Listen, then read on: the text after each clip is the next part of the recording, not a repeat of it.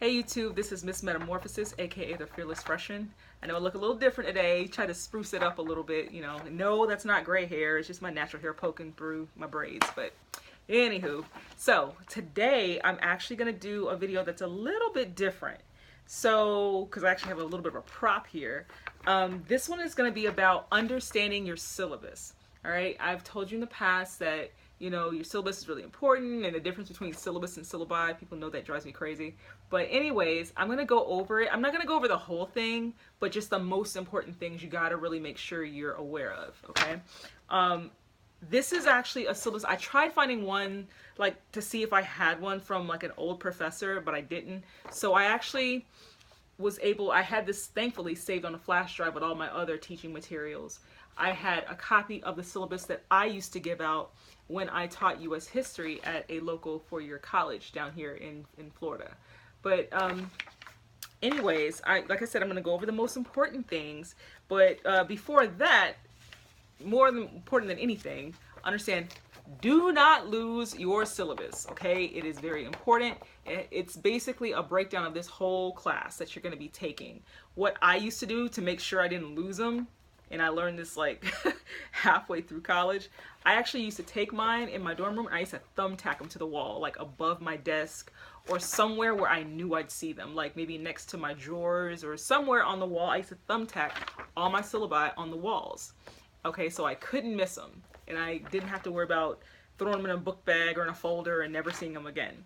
So the first thing I want to show you is, okay, so at the top, typically you will see that you'll have like the name of the course, the abbreviation of the course, that at this particular school, AMH stands for American History, and it tells you what it's about and then when they meet.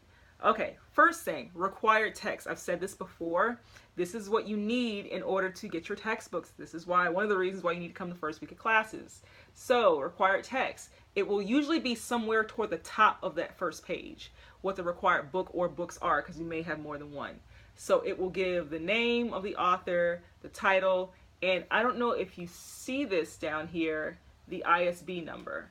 Okay, and so an ISB number is basically, it's like every book that's published, for the most part, pretty much has its own unique number, almost like a serial number. Okay, each title, should I say, will have its own number. And I found a workbook that I actually use to teach grammar to my 8th graders. And I'll see if this one, if I can show it to you. Yeah, see right here, ISB number. Yeah, there we go, ISB number. So yeah, it would help when you go to get your textbooks that first week. You may want to take your syllabi with you, or if not, maybe take a picture of the information so you know you didn't write down the ISBN number incorrectly or anything like that, because there may be multiple slots of that class or of that subject. For example, the course that I used to teach was dealing with the Cold War, like in post-war America. So there may be a history class that deals with the Civil War or the Revolutionary War or whatever. So you got to make sure you're getting the right book for the right class. So that's important. All right, skip down. Course description, I already told you what my class is about. Office hours, that's another important one. That's basically telling you when and where you can find that professor when you need to talk to them, okay? Let's say there's an emergency. What if you got to go out of town suddenly for a family emergency, or you got really sick, or something's coming up, or you have a question about a paper, about a project or an assignment. Anything that you need to talk to your professor about, that would be the time to find them, okay, or the time and the place. That would let you know where to find them and how to find them. Some professors will give you a cell phone number. Some don't. I didn't. Usually they'll give you their email or an office number. Some will even give you that information, like a personal number, and allow you to text or call or whatever. The next big important thing right here, attendance. And you notice it's the biggest thing on this front page, because that's a big deal. I told you before that you really got to adhere to those attendance policies. You got to go to class the first week. And I can tell you, I can read a line from here where it says, as of fall 2007, blank faculty are required to report non-attendance. If you stop attending after the withdrawal date, you will receive an F for the course. And it goes on and on. I can tell you from my personal experience, I actually failed a class my freshman year because I didn't read the syllabus. I was acing all the tests and all the assignments and everything and the quizzes and all that, but it was a Spanish class and it met 5 days a week. At this particular school, their language classes all met 5 days a week. I did not know that it was the School of Foreign Languages policy that if you have more than five or more unexcused absences, resulted in automatic failure of the course. I did not know that. Why? Because I didn't read this. So I'm going to my teacher like, what is this about? Like, how am I failing? I had all my tests and all my assignments with grades on them, but I'm failing the course. Didn't read the syllabus. And so I had to take the same class again. Aced it. Well, I got a B+. Almost had an A, but still I had to take the same classes, the same quizzes, all that stuff all over again, all that work, because I didn't feel like getting up some days that original quarter and going to a Spanish class at 7:30 in the morning in the dead of winter, like in January. Okay, so make sure you read that. You got to understand the attendance policy, because if it's in writing, there's really nothing you can do about it. Okay, let's see. Academic dishonesty. We'll skip down some. Academic dishonesty is here. That's huge. It doesn't look huge, but it's because it goes on to the next page, at least in mine. All right, so academic dishonesty just basically deals with that professor and also that school's policy on plagiarism and cheating, okay? And most professors will have some kind of clause or explanation of what academic dishonesty is and what their policies are, because it can range from anything of you failing the actual course, getting a 0 in the course.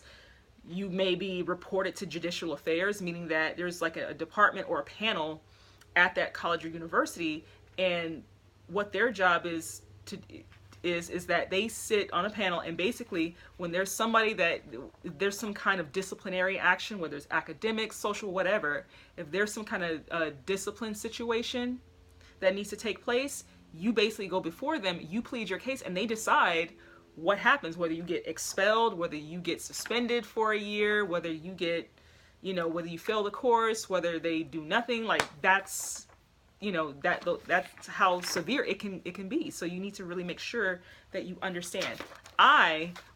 Myself, and I even do this with my middle schoolers, I give them a syllabus and I clearly explain cheating and plagiarizing, okay? Copying and pasting, helping somebody can be cheating. I saw this happen when I was in graduate school. A friend of mine got in serious trouble because she was helping somebody. The person she helped got an F, she got a C. And in graduate school, C's are really, really, really, really bad, okay? You cannot afford to get a C in graduate school, side note. But that person that she helped had to take a course at another college, had to take the same course at a college like a few miles away, because they would not allow her to retake it at that school. And she had to pay out of pocket even though she had a scholarship. Let's see. So make sure you know that. And I say ignorance of the law is not an excuse. Saying I didn't know is not acceptable. I may do a video on avoiding academic misconduct or avoiding plagiarism. It will usually have something dealing with students with disabilities, if I can show it. Okay, accommodations for students with disabilities, grading policy, breakdown of the course. Trying to hurry up. Okay, and then from that point on, you got due dates, okay? Like assignments, due dates, essays, readings, things you need to be reading, things that you need to be covering, okay? That is your responsibility.